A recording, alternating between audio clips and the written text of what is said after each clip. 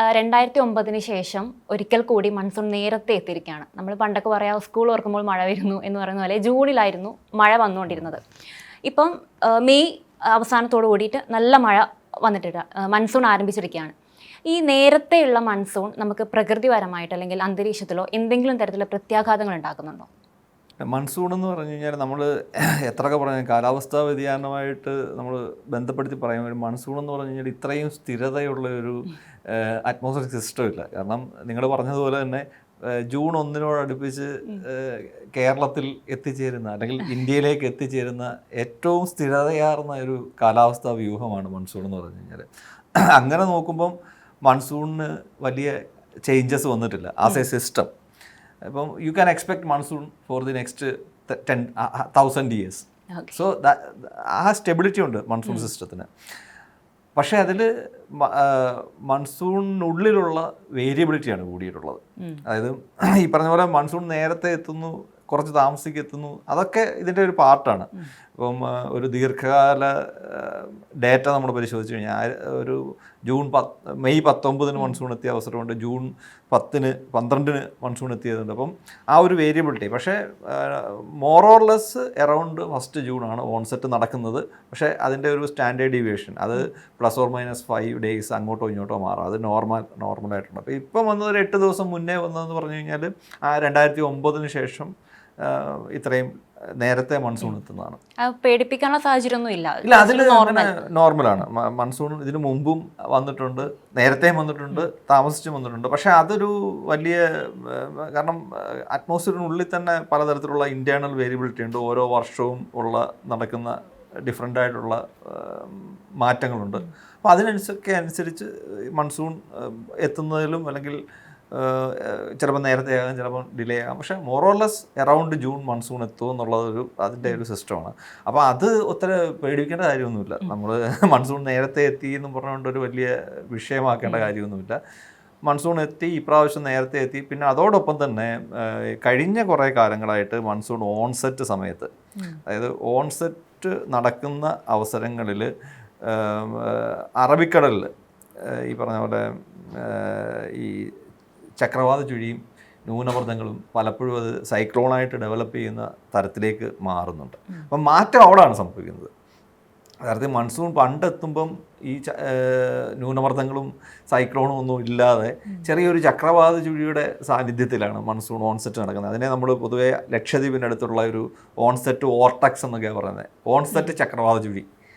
അപ്പം അത് കഴിഞ്ഞ ഒരു 10 വർഷമായിട്ട് മാറിക്കൊണ്ട് ആ ചക്രവാത ചുഴി കൂടുതൽ ഇൻറ്റൻസിഫൈ ചെയ്ത് പല അവസരങ്ങളിലും ലോ പ്രഷറായിട്ട് മാറും.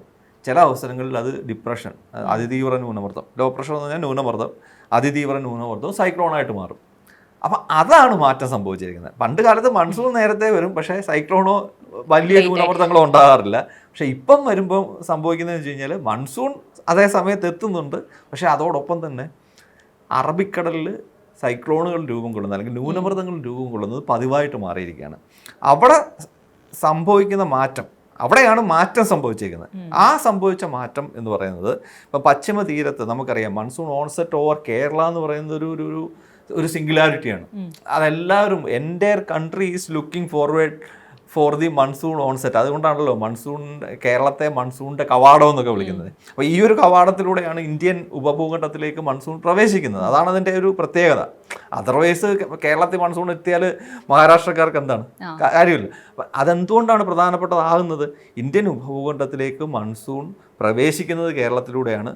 അതിൻ്റെ ഒരു നോർമൽ പാറ്റേൺ എന്ന് പറഞ്ഞു കഴിഞ്ഞാൽ ഈ ക്ലൗഡ് ബാൻഡ്, മൺസൂൺ മഴമേഘങ്ങൾ തെക്ക് നിന്നും വടക്കോട്ട് സഞ്ചരിക്കുന്ന മഴമേഘങ്ങളാണ്. അതായത് മൺസൂൺ ഓൺസെറ്റ് കേരളത്തിലെത്തി, അത് കഴിഞ്ഞ് 5-6 ദിവസം കഴിയുമ്പോൾ മംഗലാപുരത്തെത്തുന്നു, പിന്നീട് ഒരു 10 ദിവസം കഴിയുമ്പോൾ ഗോവയിലെത്തുന്നു, 15 ദിവസം കഴിയുമ്പോൾ ഗുജറാത്തല്ലേ മഹാരാഷ്ട്രയിലെത്തുന്നു. ഇത്തരത്തിലുള്ള ഒരു മൂവ്മെൻറ്റാണ് നമ്മൾ പണ്ട് ഈ ക്ലൗഡ് മേഘദൂത് എന്നൊക്കെ പറയുന്നത്. ക്ലൗഡ് മൂവ് ചെയ്യുന്ന ഒരു പാറ്റേണാണ് മൺസൂൺ ഉള്ളത്. അപ്പോൾ അതുകൊണ്ടാണ് കേരളത്തിൽ ഓൺസെറ്റ് നടക്കുന്നത് എല്ലാവരും വീക്ഷിക്കാനുള്ള പ്രധാനപ്പെട്ട കാരണം കേരളത്തിൽ ഓൺസെറ്റ് കഴിഞ്ഞിട്ട് ഒരു 10 ദിവസം കഴിയുമ്പോഴാണ് കർണാടകത്തിലെത്തുന്നത്. അപ്പം കർണാടകത്തിലെ കർഷകർക്ക് ഇത് നോക്കേണ്ടി വരും. കാരണം they can anticipate rain after 10 days. മനസ്സിലായി? അപ്പോൾ അതിനനുസരിച്ച് അവരുടെ കൃഷിയിടങ്ങളുമൊക്കെ രൂപപ്പെടുത്തും. അപ്പം അവിടെയാണ് മാറ്റം വരുന്നത്. അപ്പം ആ ഒരു നോർമൽ പ്രോഗ്രഷൻ ഉണ്ട്. ഒരു 10 ദിവസം കഴിഞ്ഞ് ഗോവയിലെത്തുന്നു, 15 ദിവസം കഴിയുമ്പോൾ ഗുജറാത്തിലെത്തുന്നു, അല്ലെ 15-20 ദിവസം കഴിയുമ്പോൾ ഗുജറാത്ത്. മോറോർലെസ് ഒരു ജൂലൈ പകുതിയോടുകൂടിയുടെ എൻ്റയർ കൺട്രിയിൽ മൺസൂൺ എസ്റ്റാബ്ലിഷ് ചെയ്യത്തുള്ളൂ. അതിന് മാറ്റം വന്നിട്ടുണ്ട്. ഈ ചുഴലിക്കാറ്റും ന്യൂനമർദ്ദങ്ങളും വരുന്നത് കൊണ്ട് സംഭവിക്കുന്നത് മൺസൂണിൻ്റെ വരവിനെ ഇതൊന്ന് ഫാസ്റ്റാക്കും. മൺസൂൺ യഥാർത്ഥത്തിൽ ഈ വർഷം സംഭവിച്ചത് കന്യാകുമാരി തീരത്ത് 23-ാം തീയതി എത്തിയ മൺസൂൺ ഒറ്റ ദിവസം കൊണ്ട് ഗോവ മഹാരാഷ്ട്ര വരെ എത്തി. സാധാരണഗതിയിൽ അത് 10 ദിവസം എടുക്കുന്നതാണ്, അല്ല 10-12 ദിവസം എടുക്കുന്നതാണ്. ഇവിടെ സംഭവിച്ച മാറ്റം എന്ന് പറഞ്ഞത് ഫാസ്റ്റായിട്ടുള്ള പ്രൊപ്പഗേഷൻ. 10 ദിവസം കൊണ്ട് നടക്കുന്ന ആ ഒരു മാറ്റം ഒറ്റ ദിവസം കൊണ്ട് എസ്റ്റാബ്ലിഷ്ഡ് ആകുന്നു. അതിന് പ്രധാനപ്പെട്ട കാരണമായിട്ട് വന്നതാണ് ഈ ന്യൂനമർദ്ദത്തിൻ്റെ സ്വാധീനം. ന്യൂനമർദ്ദമാണ് യഥാർത്ഥത്തിൽ ഈ മൺസൂൺ കാറ്റിനെ വലിച്ച് കൊണ്ടുപോയത്. അവിടെ സംഭവിച്ച വേറൊരു പ്രത്യേകത എന്ന് പറഞ്ഞാൽ, സാധാരണഗതിയിൽ നമ്മുടെ പഠനത്തിലൊക്കെ ഈ ന്യൂനമർദ്ദത്തെക്കുറിച്ച് നമ്മൾ റിപ്പോർട്ട് ചെയ്തിട്ടുണ്ട്. ഇങ്ങനെ അടിക്കടി ഉണ്ടാകുന്നത് മൺസൂണിനെ ഫാസ്റ്റാക്കും. Fast propagation along the west കോസ്റ്റിൽ കൂടെ ഈ ന്യൂനമർദ്ദം കാരണം മൺസൂൺ ഫാസ്റ്റായിട്ട് പ്രൊപ്പഗേറ്റ് ചെയ്യും. അത് ഓൾറെഡി എസ്റ്റാബ്ലിഷ് ആണ്, നമ്മുടെ തന്നെ ഒരു പഠനങ്ങളിലൊക്കെ അത് പറഞ്ഞിട്ടുണ്ട്.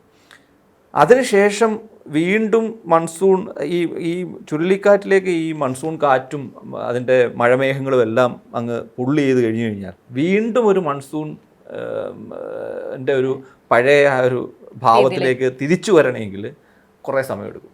അപ്പോൾ ഇനി വരും വർഷങ്ങളിൽ മൺസൂൺ നേരത്തെ അല്ല, ഇത് ചുഴലിക്കാറ്റുകളൊക്കെ ഇതോട് അനുബന്ധിച്ച് വരുന്ന അവസരങ്ങളിൽ മൺസൂണിൻ്റെ പ്രൊപ്പഗേഷനെ പൊതുവെ ഫാസ്റ്റാക്കും. അതിനുശേഷം ഒരു മൺസൂൺ ആക്ടിവിറ്റി ഒന്ന് കുറയുകയാണ് ചെയ്യാറുള്ളത്. പക്ഷേ അതിൽ നിന്ന് വിപരീതമായി ഈ വർഷം കണ്ടതെന്ന് പറഞ്ഞു കഴിഞ്ഞാൽ, ഈ ന്യൂനമർദ്ദം വീക്കായതോടുകൂടി അടുത്തൊരു ന്യൂനമർദ്ദം ബംഗാൾ ഉൾക്കടലിൽ ഫോം ചെയ്തു. ഒരുപക്ഷെ ബംഗാൾ ഉൾക്കടലിൽ ഈ ന്യൂനമർദ്ദം ഫോം ചെയ്തില്ലായിരുന്നുവെങ്കിൽ നമുക്ക് മഴ മാറി നിന്നേനെ. യഥാർത്ഥത്തിൽ വീണ്ടും ഒരു മൺസൂൺ മഴ നമുക്ക് കിട്ടണമെങ്കിൽ ഒരു 10-15 ദിവസം കഴിഞ്ഞേ കിട്ടത്തുള്ളൂ.